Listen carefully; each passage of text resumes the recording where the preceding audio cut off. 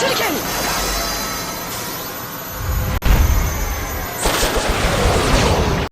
is up, guys? It is yours truly, King Gates. I'm here to give you guys a review of Black Clover episode 130. This episode was actually pretty great. I really enjoyed this episode. It was funny, it was enjoyable, and it didn't drag on. I think that was one of the main worries, in my opinion, was if the episodes were going to drag on too long, or if the pacing was going to get too bad, or anything like that. Even though it's a filler anime canon arc, anime original canon arc, I understand that. The pacing can still be bad because they don't want to catch up to the manga, since the manga is like 20 to like 25 chapters, pretty much that close to the anime. So I do understand the aspect of extending the anime as far as they want to. If you look at One Piece, the pacing sometimes it's horrendous. So I can understand why they would want to do that with Black Clover, with this anime original arc, but they aren't. I feel like everything played its part really well. Really well. And again, it was just an enjoyable, fun, wholesome, funny episode. And on top of that, the build for the episode to basically build towards the Heart Kingdom, to build towards the Spade Kingdom, to build towards the Devils, I think that was great. Great. Like, I can clearly tell it was definitely directed and or supervised by Yuki Tabata. I can tell that he definitely has some hand in this.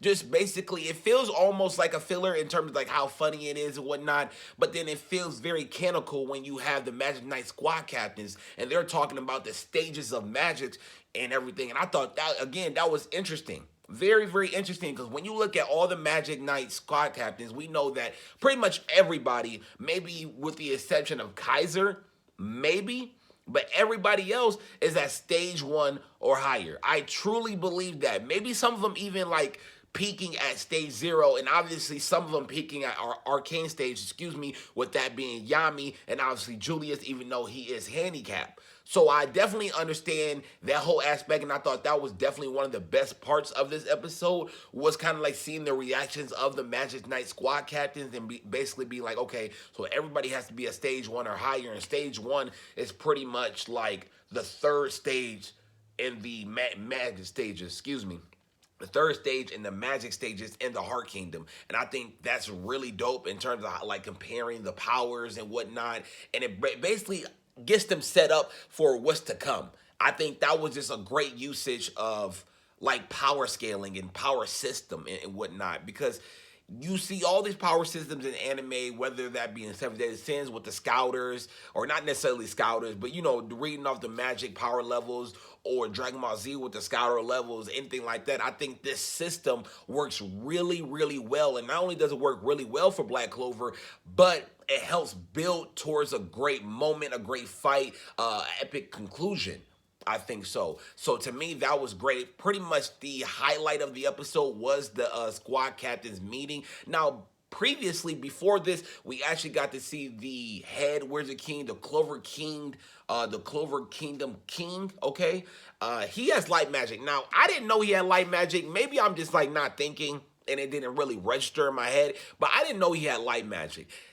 That means he just has a very sucky, weak, quantifying, whatever you want to call it, like power. Like, his magical abilities are like little. You know what I'm saying? But then again, maybe he's never been in that situation where he needs to fight, besides obviously the whole elf reincarnation arc when Seke helped them and everything. But besides that, I don't think he ever really had to use his power to attack somebody or to defend himself, really. So he doesn't really know how powerful he really is, even though he could have light magic, but it might not be a 4-leaf grimoire light magic, which actually kind of makes sense as to why Patry and Lick and all of them are so strong, because these are 4-leaf grimoires versus just having light magic. So that probably just makes more sense, and I probably just answered my own question. But again, that was a pretty dope episode.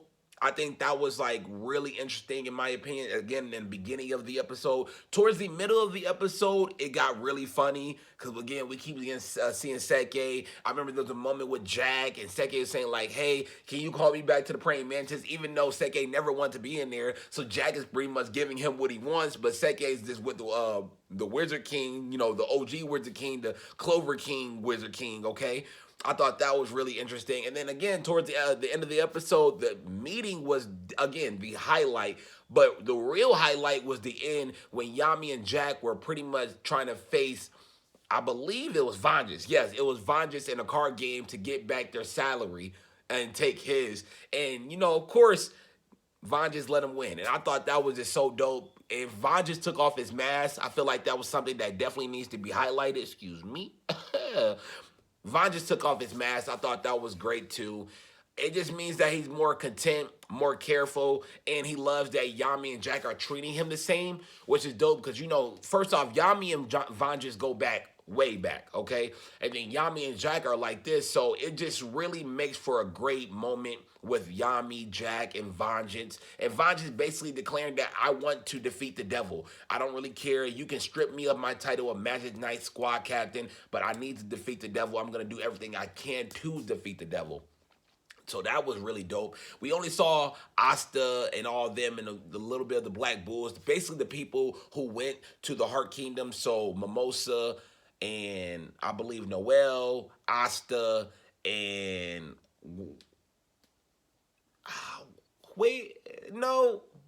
Well, you know who everybody that went to the Heart Kingdom. So I'm forgetting my man's name. My God, how do I forget my man? Funeral. Damn. Listen, brain farts.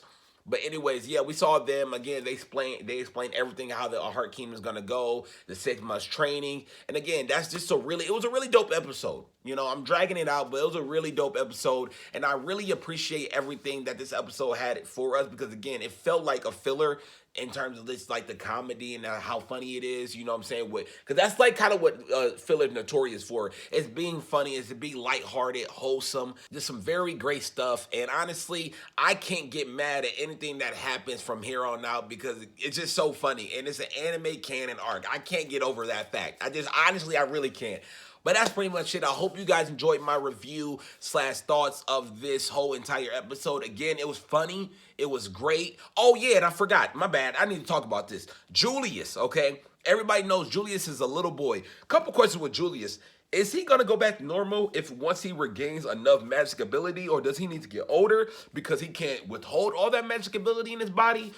I need to figure out more about Julius. And two, Julius had the doctor who helped Asta around episode 50, 60s, help him with his cursed arms. He had the doctor.